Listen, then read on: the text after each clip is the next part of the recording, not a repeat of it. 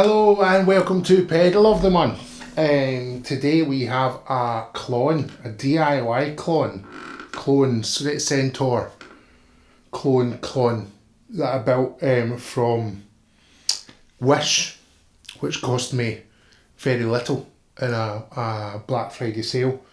Expect the receipt to come over the bottom, £20, 20 something.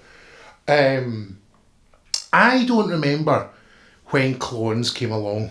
At some point in internet history, people started to covet this overdrive pedal, and it seems to have come from nowhere because I'd never heard of it. Either I'm particularly uncool when it comes to guitar pedals, or maybe I'm particularly cool for not being that geeky with guitar pedals. Overdrives in themselves are a dark art. No two guitars sound the same with the same overdrive. No two amps sound the same with the same overdrive. You've got to dial in your overdrive. The grass is always greener on the other side with your overdrive.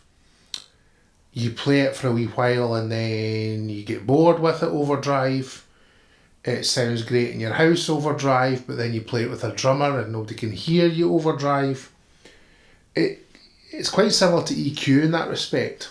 And that's basically what it is. You have all these different pedals which affect how the guitar's going to sound, and they make it a wee bit crunchier. And does it cut through? What does your venue look like? As a result, there is no end to the market in the guitar pedal world for new and interesting overdrives. So people are constantly on this quest to find this amazing overdrive. Somewhere in history, someone decided that the Klon was one of these interesting overdrives that everybody has to cover. Now, I have never played a Klon. I never knew about a Klon until 5 years ago or something like that. I don't really know. And I don't know how this relates to a Klon. It's meant to look like a Klon.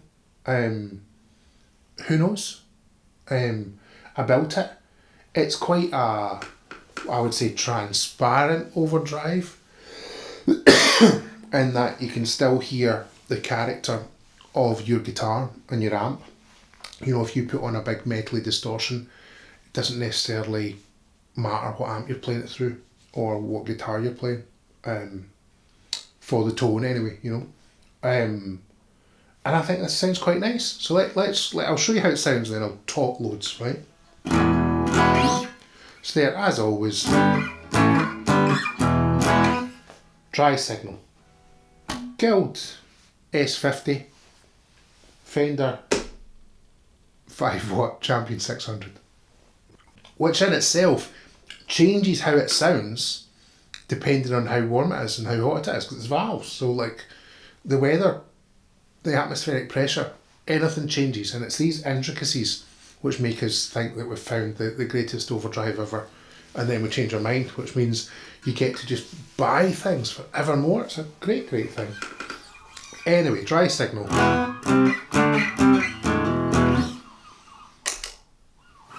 With the distortion, the overdrive.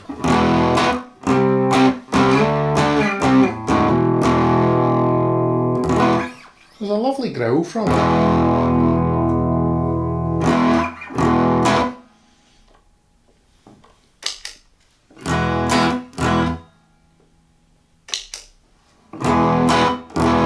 Trying to match the level a wee bit.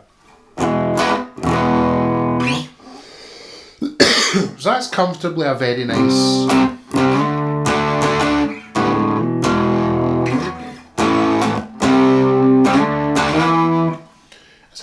crunchy sound. I'd describe it as being the dirty end of the clean channel rather than the clean end of the dirty channel.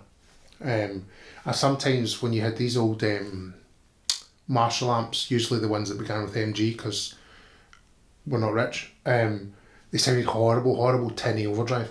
This kind of sounds like a little bit of that is blended in.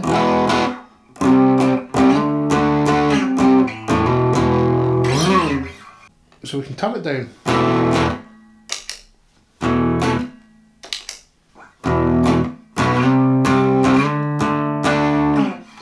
it just sounds like you turned your amp up quite high. And it cuts through quite nice, like considering this is a kind of woolly humbuckery sound that I quite like. It adds it's a bit of a treble boost.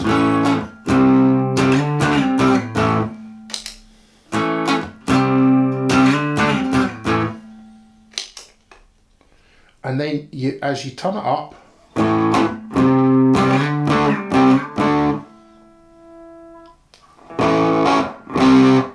you really start to get that Marshall-y overdrive sound.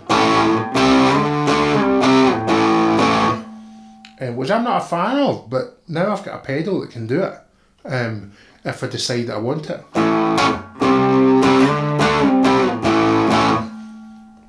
But I kind of quite like it about there.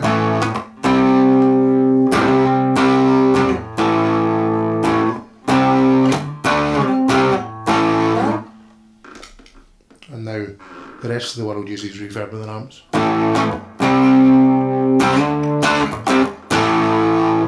It's a real nice growl to that. I feel like I'm getting a wee bit stadium rock, which is not my natural place to be.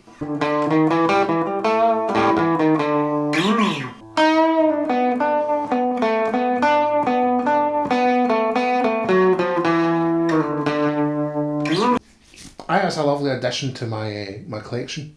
Overdrives are the thing that is hard not to buy lots of. So when I find a cheap one that promises to be a bit different to what I have, then I tend to hop on it. For a long time, I was all about the Tube Screamer. I was playing quite rock in tiny bars in Amsterdam, and it was always drowned out by cymbals, and I felt that the Tube Screamer just cut through like nothing else. I didn't really feel like I was playing a distorted guitar. It just felt like it was adding a bit of beef. This feels a bit like that.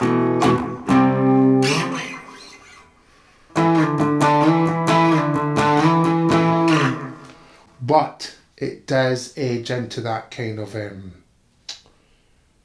uncool rock thing. Feels quite 90s. Or I play quite 90s on it. And I don't mean good 90s, I mean the stuff that we kind of try and forget from the 90s. I could kind of see me, if I was playing it, dancing around quite a lot in this kind of area, where I kind of think I want it here.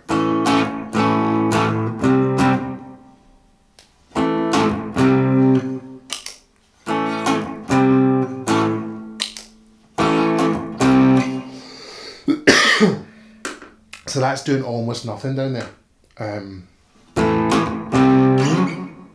Because I was going to say I quite like that, but I've essentially turned it off. And as we move into this,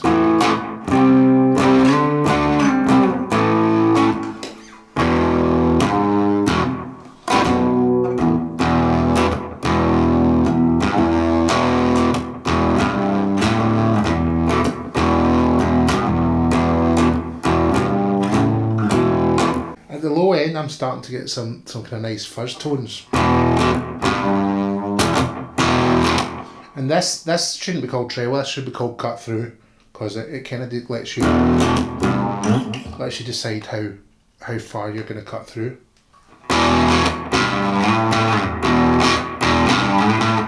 This setting's called The Drummer's Got a New Cymbal. So that that's really a little bit as tinny as this guitar sounds. So that kind of sounds like I've put a Tube Screamer in line with a treble booster, and eagle-eyed viewers will notice that I made a treble screamer. I don't know, so at some point I have done a treble screamer, and I really liked it. So if we dial off that,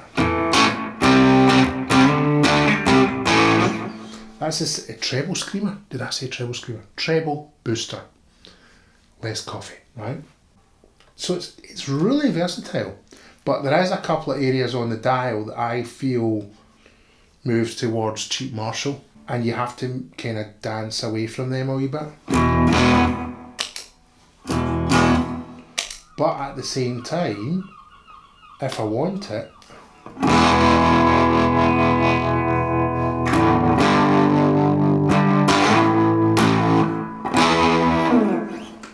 You're getting quite a beefy rock tone there, which I think I'm steering away from, just naturally as the world changes around me. But it's good to know it's there. And I mean it, like, not like big fuzzy tones, like big dirty horrible garage band fuzzy tones. I've got loads of them.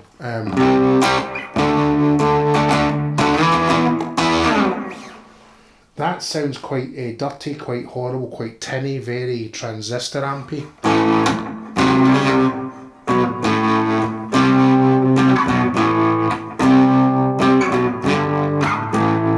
Finding it quite musical. It's quite a lot of fun. I would normally have my chorus, but my chorus is out of commission because it's getting painted. I may try the favourable. I swear that's louder than it was.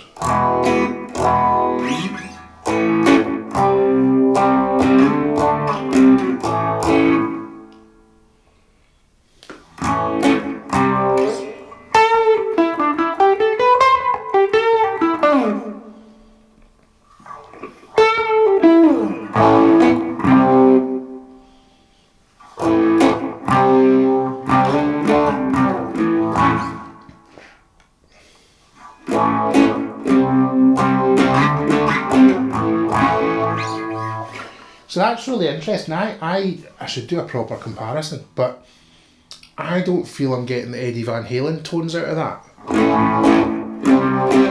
That feels like a totally different beast to like what I can't remember what I did with the phaser when I did these.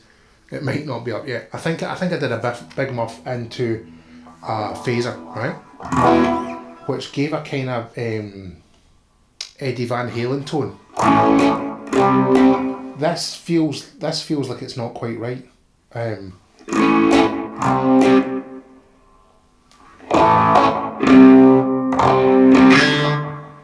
So we're getting quite big sounds, but it sounds like the big muff, the kind of clip-in distortion, blends with the phaser. This sounds like I've mixed a phased guitar and an overdrive guitar. I'm actually fascinated. I'm actually going to go and Google this. I can't quite put what I'm saying into words. I suppose that's the transparent thing. Like I said, it feels like the dry signal and the wet signal are blended rather than the dry signal just being obliterated by distortion. So here we are with a single coil pickup. I'll put everything in the middle.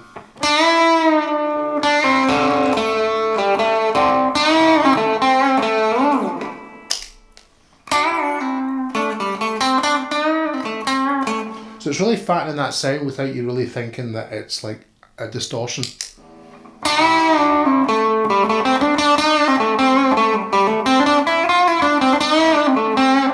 And it's really going to cut through.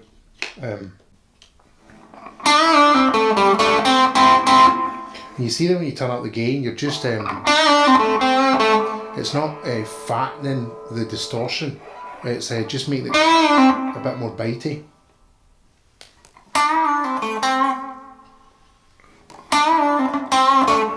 It feels like the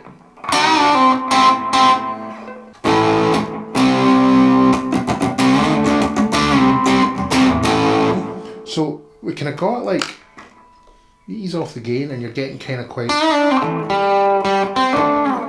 blues tones.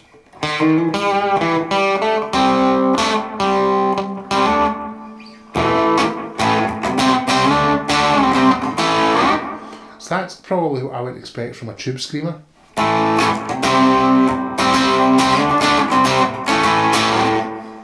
Quite a kind of 70s, you know, one of those 70s sounds like there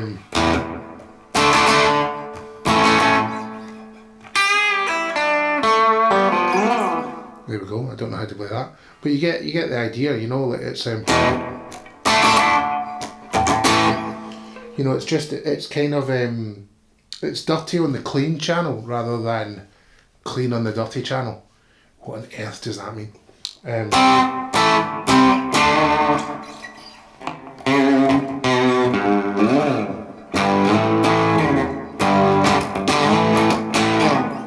You know, it sounds like you're kind of ready to party, but without like worshipping the devil. And then you roll it off a wee bit, and you start to get those kind of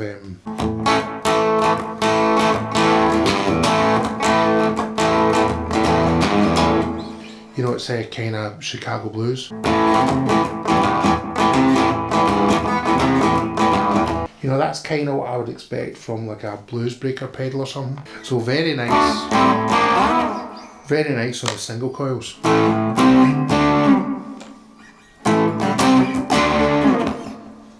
Anyway, for £20, build your own. It was really nice build, loads of space. The first ever build that I've done had a pre-painted enclosure. I'll do the build as a separate video because it's long and boring. Who knows why people watch that, but they do. So there will be a link to it. But I really like this. If you're looking for a cheap clone, go for it. If this is what a real clone looks like, then I do quite like it. It is much different from. It's much more musical. You hear more guitar. If you got a really expensive guitar, why do you want to blind it with a really heavy distortion? And this feels like it lets the amp and the guitar sing, which is potentially why people like it. Yeah, do it. At some point, I would quite like to do an A/B test with this and the warm audio. I don't think you have this now. Maybe I'll slow it down so it looks like you do. I'd quite like to do an A/B test with this and the warm audio one, because the warm audio one, it's not that expensive. It's like 100 and something, which isn't expensive in the pedal world, but it gets rave reviews, and everybody I know that's had one has really liked them. So £20 versus Warm Audio, who are a really respected brand of usually high-end audio equipment or medium-end audio equipment, have entered the pedal market. So I'll maybe do that. In the meantime, I recommend it. Have I ever said that I don't like a pedal? I didn't like the Super Shifter, I don't think.